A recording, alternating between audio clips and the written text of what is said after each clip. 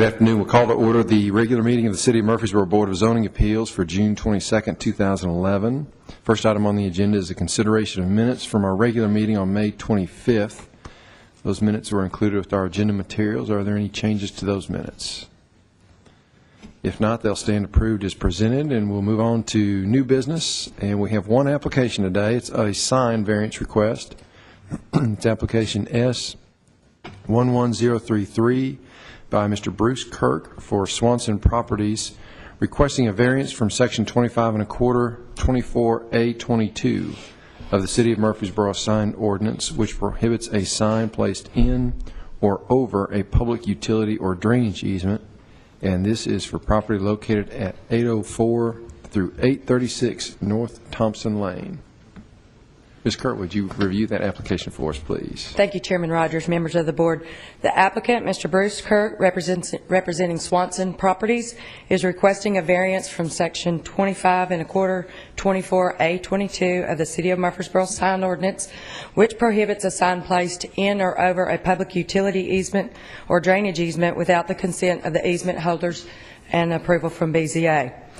The sign location proposed is at 804 to 836 North Thompson Lane, is a planned unit development and commercial highway zone with a Gateway District Overlay 2 zone.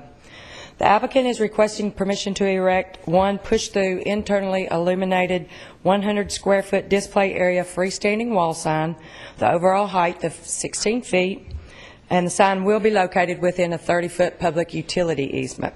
An agreement for a sign in a City of Murfreesboro easement agreement has been signed by the Murfreesboro Water and Sewer Department, Murfreesboro Electric Department, and the Director of Building and Codes. An agreement to allow a sign in an easement letter has also been presented by Atmos Energy and Bell South. The Water and Sewer Department required a steel casing to be placed around a 16-inch water line, and that has been previously installed by the developer during site preparation and has been approved by the Water and Sewer Department. The applicant will comply with all other setbacks and regulations, including compliance with the traffic sight distance triangle requirements by the city traffic engineer, and he has approved the location of the sign to be adequate for the sight distance triangle. Mr. Joe Swanson Jr. is here to answer any questions, as well as myself. All right. Thank you, Ms. Kerr. Any questions from Ms. Kerr? All right. Mr. Swanson, anything you'd like to add to the application? Not at this time, unless you have something. All right. Any questions for Mr. Swanson? At this time, we'll go ahead and conduct a public hearing. Anyone present wishing to speak for or against the application, if you would, please come forward. Seeing none, we'll declare the public hearing closed and open the floor for any further discussions or motion. Mr. Chairman, if there's no further discussion, I move for approval of the variance, subject to any staff comments. Second. We have a motion and a second. Any further discussion? If not, all in favor say aye. Aye. Any opposed? All right, Mr. Swanson, that application has been approved. Thank you. Okay, we'll move on now to staff reports and other business. There we have a mid-year report on continuing education by Mr. Robert Lewis, staff planner. Hello, Mr. Lewis. Thank you, Mr. Chairman. Thank you. Public Chapter 862 is always looming. And this is June, and some of us have our credits and some of us don't. I'm just here to remind you that the city's, currently under budget constraints, and we're trying to do the best we can providing training opportunities for y'all. And the legal department has, for the past year, they've been having monthly sessions for Planning Commission members, Board of Zoning Appeals members, and staff members.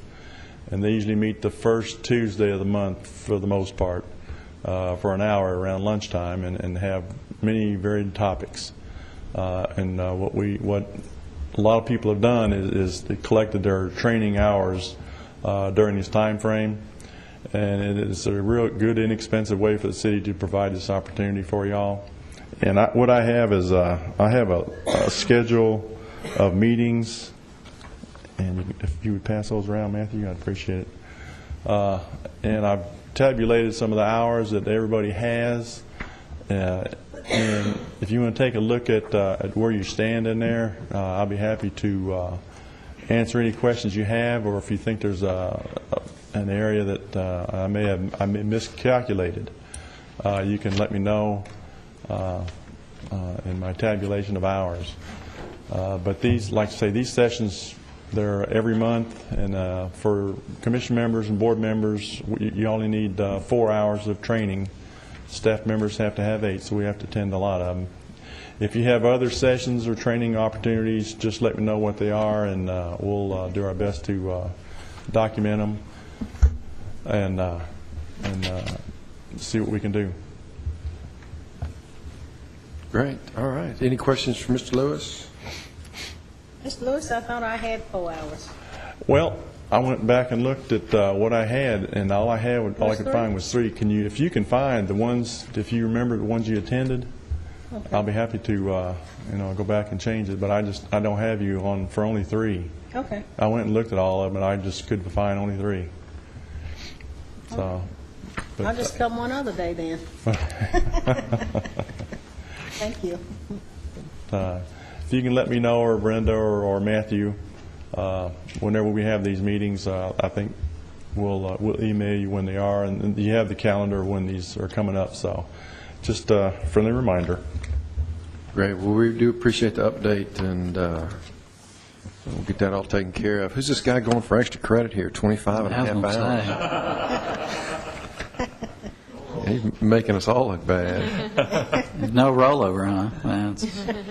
Well, I do have to say a good word about Mr. Lewis. Ever since Public Chapter 862 was adopted, he's been put in charge of this, and he stays on top of it and makes sure we're all trained up to meet the state requirements. And this is something that we as the city and as the planning department take very seriously, are meeting these continuing education requirements, and not only just to meet the requirements, but to also learn something as well. Mr. Lewis does a great job of staying on top of that.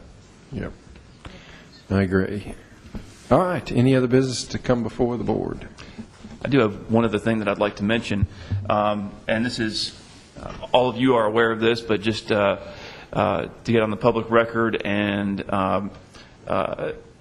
when we will be doing a legal notice in the newspaper about this, but the board will have a special meeting on Wednesday, July the 13th at 3:30 p.m., and that will be held here in the council chambers.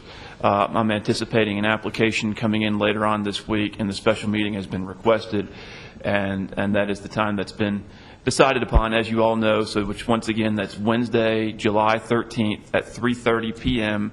here in the council chambers. And that's all I have today. All right. Thank you, Matthew. Any other business? We're adjourned.